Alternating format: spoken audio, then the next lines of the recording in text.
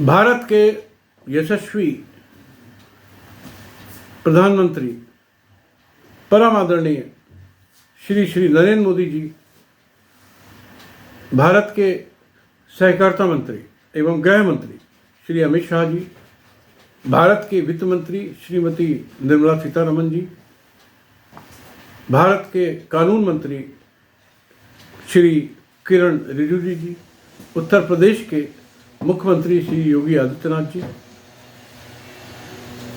गुजरात के मुख्यमंत्री श्री भूपेंद्र पटेल जी एवं रिजर्व बैंक ऑफ इंडिया के गवर्नर, सेबी के मुख्य डायरेक्टर, चीफ डायरेक्टर और सभी डायरेक्टर्स एवं सभी राज्यों के माननीय यशस्वी मुख्यमंत्री, मैं Ajay Tandon, advocate supreme court, राष्ट्रीय अध्यक्ष ईमानदार भारतीय पार्टी एवं दुनिया की सबसे बड़ी फ्रॉड कंपनी सहारा और उसके फ्रॉड सरगना लुटेरे, आर्थिक आतंकवादी और दुनिया के नंबर 1 फर्जीवाड़ा विशेषज्ञ सुब्रत राय सहारा और ओपी श्रीवास्तव और उनके सभी पारिवारिक लोग, डायरेक्टर्स, ऑडिटर्स एवं आदर्श क्रेडिट कोऑपरेटिव सोसाइटी के फर्जीवाड़ा विशेषज्ञ राहुल मोदी और अनेक मोदी परिवार के लोग एवं सभी डायरेक्टर्स, सभी ऑडिटर्स एवं एल्केमिस्ट ग्रुप के महाफर्जी, महाबेईमान भारत के संसद के सदस्य 10 साल रहे मिस्टर केडी सिंह और उनकी कंपनी, जिन्होंने 1 करोड़ लोगों से 1 लाख करोड़ लूटा, एवं prism group, Anand Nidhi group, PN skyline group, PSCL group और ऐसी सैकड़ों कंपनियों के, सैकड़ों सोसाइटीज के पीड़ित निवेशक, कार्यकर्ता, कर्मचारी, भाइयों और बहनों और मेरे क्रांतिकारी साथियों, मैंने कल बर्ड्स एक्ट यानी कि banning of unregulated deposit scheme, विनियमित जमा योजना पाबंदी अधिनियम 2019 की व्याख्या करने हेतु एक वीडियो डाला था जो अपलोड हो चुका है और उम्मीद करता हूं आप लोग ने देखा होगा या देख रहे होंगे। आज उसी बर्ड एक्ट, उसको शॉर्ट में बोलते हैं बर्ड्स एक्ट, उसी विनियमित जमा योजना यानी कि banning of regulation act, banning of unregulated deposit scheme act को विस्तार से समझाने हेतु अपने वीडियो का दूसरा पार्ट आपको आपके सामने लेके हाजिर हूं।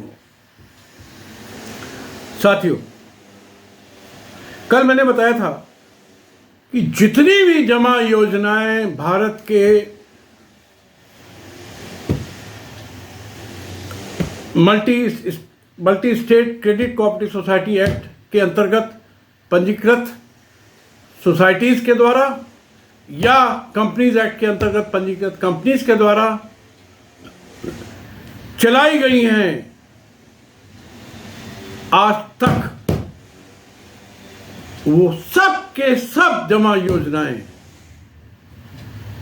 जिनके बारे में मैं बात करता हूं, फर्जी हैं, धोखाधड़ी युक्त हैं, छल कपट युक्त हैं, चीटिंग है, बेईमानी है, एक भी जमा योजना लॉफुल नहीं है। क्योंकि खाली 3 कारण हैं उनके अनलॉफुल होने का और वही 3 कारण हो सकते थे लॉफुल होने का। पहला, इन जमा योजनाओं को रिजर्व बैंक का प्रमाण मिलना चाहिए था, प्रमाण पत्र मिलना चाहिए था, रजिस्टर्ड होना चाहिए था, जो नहीं हुई। एक भी जमा योजना आरबीआई में, रिजर्व बैंक ऑफ इंडिया में पंजीकृत नहीं है और रिजर्व बैंक के गवर्नर साहब पिछले 50 सालों में जितने भी गवर्नर आए, खाली आंख बंद करके, मुंह बंद करके तमाशा देखते रहे हैं और देश की जनता लुटती रही है। ऐसे गवर्नरों को तत्काल इस्तीफा दे देना चाहिए या निलंबित हो जाना चाहिए, उनको जेल जाना चाहिए। दूसरा, security exchange board of India में पंजीकृत होनी चाहिए थी, जो एक भी स्कीम पंजीकृत नहीं है, एक भी जमा योजना पंजीकृत नहीं है। सेबी तमाशबीन करता रहा, तमाशा देखता रहा, आज भी देख रहा है। सहारा की दर्जनों कंपनियों की योजनाएं जो कलेक्टिव इन्वेस्टमेंट स्कीम में आती हैं, उसका एक बड़ा उदाहरण है सहारा क्यू शॉप और अनेक कंपनियां, सहारा प्राइम सिटी, सहारा गोल्ड मार्ट, ऐसी दर्जनों, चाहे वो आदर्श क्रेडिट कोऑपरेटिव सोसाइटी की योजनाएं हों,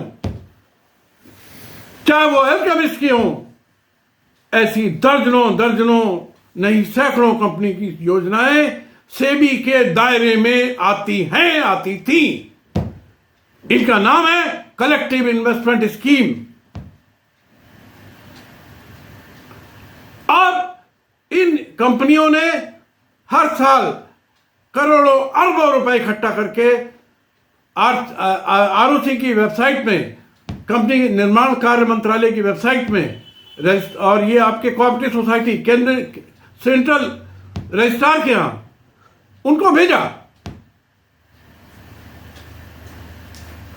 लेकिन और हर साल ये देख रहे थे कि अरबों रुपया ये कैसे आ रहा है, कहां से आ रहा है। इनकम टैक्स के चेयरमैन जो दिल्ली में बैठते हैं, लाखों करोड़ों की तनख्वाह पाते हैं, इनकी आंखों में पट्टी बंधी हुई थी। ये सब के सब सहारा, एल्केमिस्ट, आदर्श क्रेडिट कोऑपरेटिव सोसाइटी, प्रिज्म और जैसी सब कंपनियों से मिले हुए हैं, घूस खाते हैं। अब मैं क्या बोलूं वित्त मंत्रालय की वित्त मंत्री का, सहकारिता मंत्रालय के अमित शाह जी को कानून मंत्री सब बन गए, बड़े बड़े पद लेकर के, और काम ढेले भर नहीं है। शर्म आनी चाहिए आप लोगों को। एक भी योजना, खाली 3 स्तंभ हैं। एक है reserve bank of India, registered होनी चाहिए, नहीं है। सेबी रजिस्टर्ड होनी चाहिए, नहीं है। तीसरा सोसाइटी में सिर्फ उन्हीं सदस्यों से आप जमा ले सकते हैं जो वोटिंग मेंबर हैं, मतदान करते हैं। एक भी सोसाइटी का एक भी सदस्य जिसने निवेश किया है, निवेशक वोटिंग मेंबर नहीं है। यह चेक करना, ये जांच करना, यह संवैधानिक दायित्व किसका था भाइयों और बहनों? देश के संविधान के अंतर्गत बनाए गए कानूनों में, कंपनीज एक्ट में, कोऑपरेटिव सोसाइटी एक्ट में, बर्ड्स एक्ट में, यह दायित्व किसका था? यह दायित्व जितने लोगों के नाम मैं बता रहा हूं, इन सब का था, सभी राज्यों के मुख्यमंत्री का था।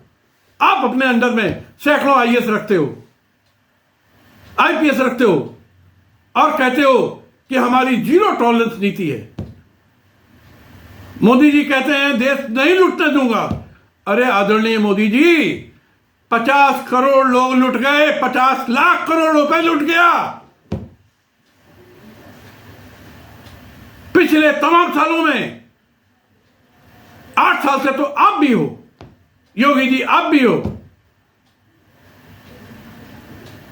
क्यों ये लुटता रहा, क्यों लुट गया, और क्यों, कैसे आपकी जीरो टॉलरेंस नीति है भ्रष्टाचार के लिए, समझ के परे है।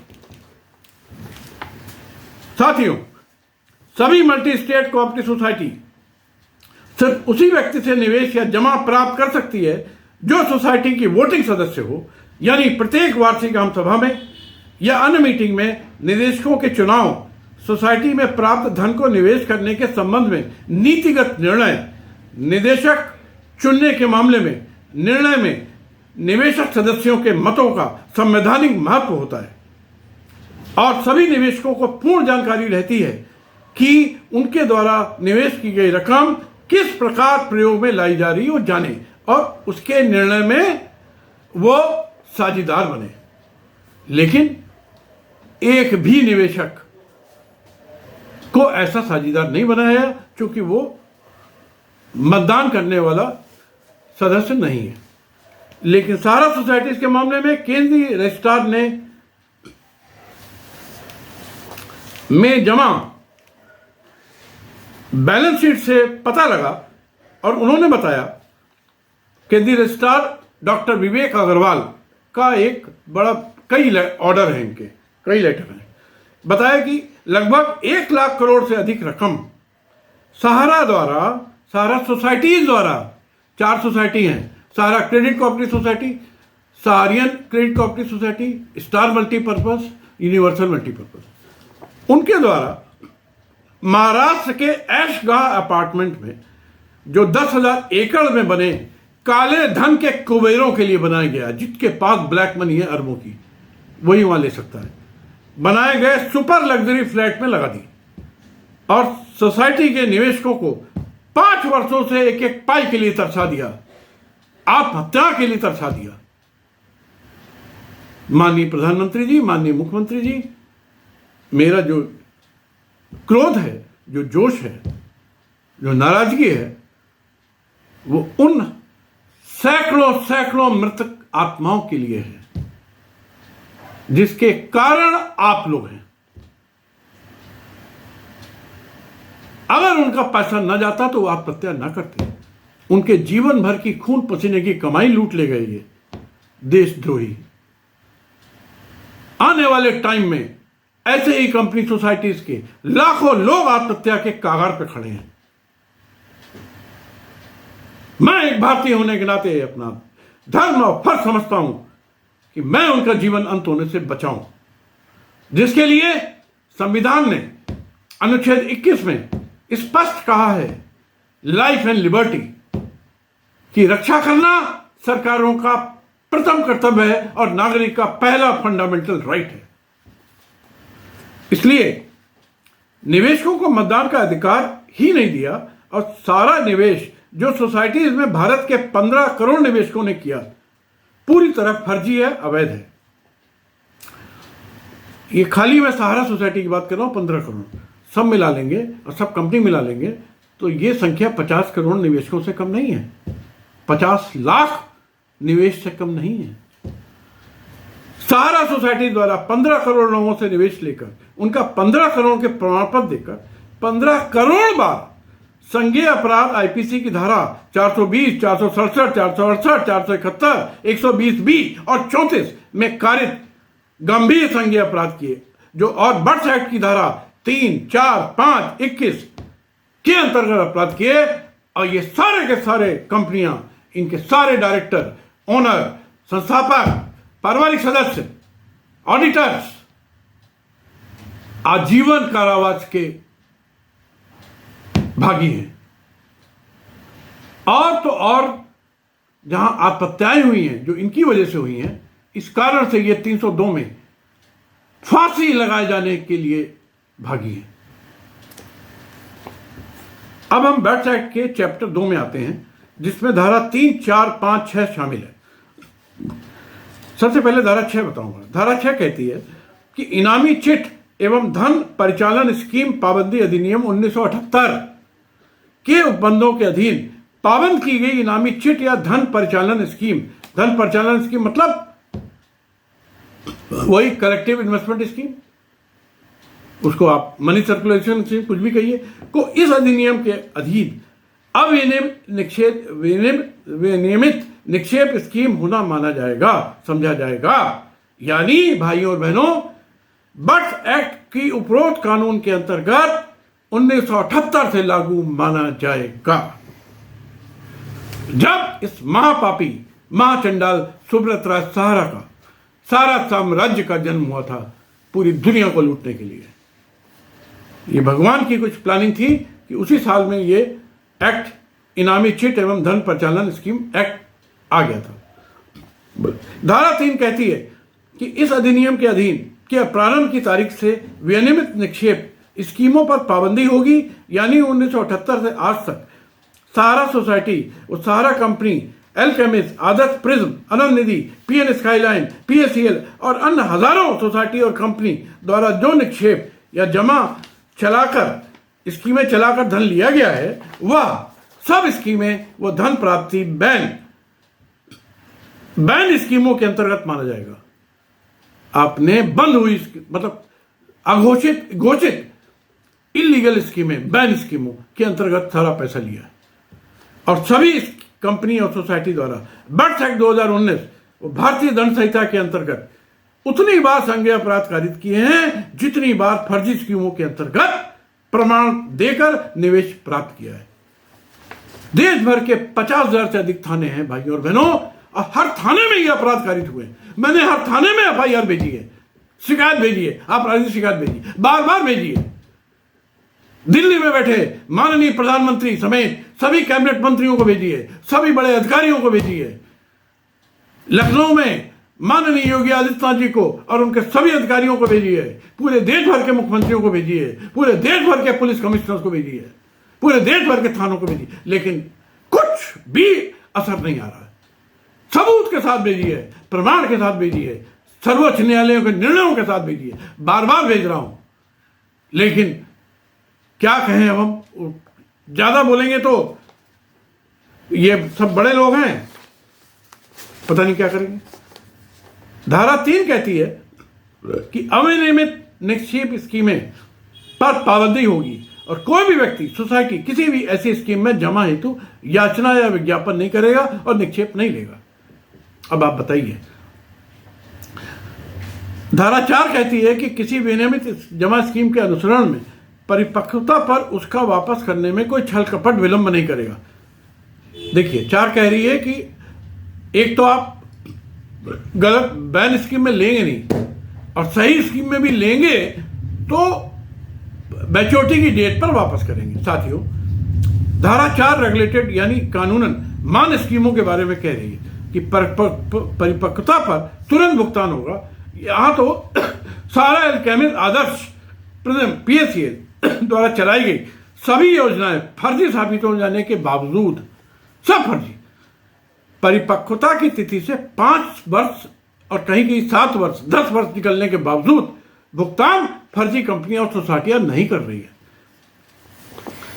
भाइयों और बहनों, एक बात मैं केंद्र सरकार, राज्य सरकारों से पूछता हूं कि जब भारत के 50 करोड़ भाई बहनों से सोसाइटी व कंपनियां 50 लाख करोड़ रुपए लूट रही थी और लूट की रकम उनकी बैलेंस शीट में हर वर्ष दिखाई जा रही थी, धोखेबाज ऑडिटर ऑडिट कर रहे थे, बैलेंस शीट प्रत्येक वर्ष सोसाइटी के मामले में केंद्रीय रजिस्ट्रार के, कंपनी के मामलों में रजिस्ट्रार ऑफ कंपनीज की वेबसाइट पर डाली जा रही थी, भेजी जा रही थी, और इन बैलेंस शीटों में हर वर्ष हर सोसाइटी और कंपनी का महा फ्रॉड उजागर हो रहा था, तब केंद्र सरकार, वित्त मंत्रालय, सहकारिता मंत्रालय, गृह मंत्रालय, reserve bank, auditor general of India, company corporate मंत्रालय, राज्य सरकारें को पूरे फ्रॉड की जानकारी भी थी।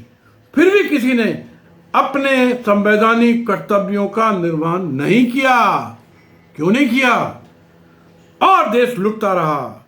आदरणीय मोदी जी कहते रहे देश नहीं लुटने देंगे, लेकिन सुब्रत राय सहारा, केडी सिंह सांसद, आदर्श के राहुल मोदी जैसे महाराक्षस, महादानव, देशद्रोही 50 करोड़ देशवासियों से 50 लाख करोड़ लूटते रहे। आदरणीय योगी जी कहते रहे जीरो टॉलरेंस नीति है करप्शन के विरुद्ध, लेकिन महाभ्रष्टाचार होता रहा। उत्तर प्रदेश के आईएएस, आईपीएस, आईआरएस, न्यायिक अधिकारी लुटेरों की मदद करते रहे। आदरणीय योगी जी देखते रहे। यह है इस देश का दुर्भाग्य। आदरणीय मोदी जी, आदरणीय योगी जी, मेरे पास पूरे फर्जीवाड़े का एक सबूत है। अनेक बार आप लोगों को भेज चुका हूं सबूतों के साथ, फिर भी दे चुका हूं, दे सकता हूं, बार बार दे सकता हूं। आज जब बर्ड्स एक्ट लागू हुए लगभग 4 वर्ष हो चुके हैं, तब भी कोई सरकार, कोई प्रशासनिक अधिकारी कतई अपना संवैधानिक कर्तव्य नहीं निभा रहा है। हजारों आत्महत्याएं कर चुके हैं, लाखों करने वाले हैं, लेकिन सरकारें और सरकारी अधिकारी कुंभकर्ण से भी अधिक गहरी नींद में सो रहे हैं। बर्ड्स एक्ट की धारा 5 कहती है कोई व्यक्ति फर्जी निवेश योजना में धन निवेश कराने के लिए प्रयास नहीं करेगा। यानी एजेंट या कार्यकर्ताओं का काम बंद हो गया। ठीक है, पिछले 4 सालों में भी, जब से ये बंद भी हुआ, बंद तो हुआ 78 से, लेकिन 4 साल मान लीजिए, सारा जैसी फ्रॉड कंपनी और अन्य फ्रॉड कंपनियों ने भी करोड़ों रुपया निवेश ले लिया, जमा कर लिया। आपका कानून बनता रहे, उनका खेल चलता रहे। धारा 7(1) कहती है, राज्य सरकारें, केंद्र शासित प्रदेश सरकारें राज्य के सचिव स्तर के IAS अधिकारी को उस जिले का प्राधिकृत अधिकारी यानी कॉम्पिटेंट अथॉरिटी नियुक्त करेगी। साथियों, बर्थ एक्ट कानून के आए 3 वर्ष 10 माह हो गए, लेकिन राज्य सरकारें द्वारा प्राधिकृत अधिकारी यानी कॉम्पिटेंट अथॉरिटी की नियुक्ति ही नहीं की गई, और यदि नियुक्त की भी गई तो जनता को पता ही नहीं, क्योंकि कोई प्राधिकृत अधिकारी कॉम्पिटेंट अथॉरिटी बर्थ एक्ट के अंतर्गत अपने संवैधानिक कर्तव्यों का निर्वहन नहीं कर रहा है। मैं कानपुर की बात करूं, कानपुर में मैं यहां के मंडल आयुक्त डॉक्टर राजशेखर से 4 बार मिला कि मुझे बताया गया है कि आपको कॉम्पिटेंट अथॉरिटी बनाया गया है। उन्होंने कहा कि मुझे कुछ नहीं पता। हमने कहा ये लीजिए हमारा विज्ञापन, वो याचिका, और इस पर काम करिए बर्थ एक्ट में। आज 2 साल करीब हो गए उनसे मिले हुए। 2 साल के पीरियड में मैं 4 बार मिला, लेकिन कोई कार्य नहीं हुआ। 1 नंबर का भ्रष्ट अधिकारी है डॉक्टर राजशेखर, मंडल आयुक्त कानपुर।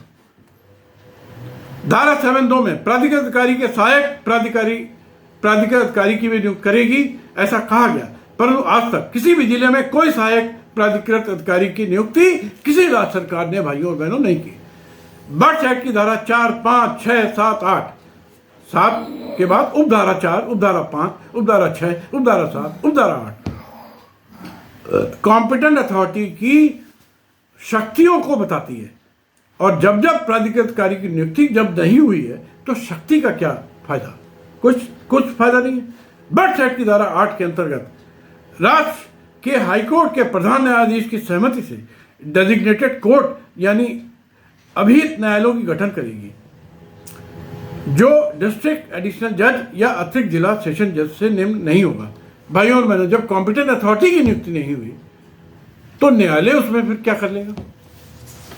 ये हाल है बर्थ एक्ट का पूरे देश में। भाइयों और बहनों, अभी भी समय है पूरे देश के निवेशकों को, कार्यकर्ताओं को, पीड़ित कर्मचारियों को एक मंच में लाइए, एक मंच से आवाज उठाइए।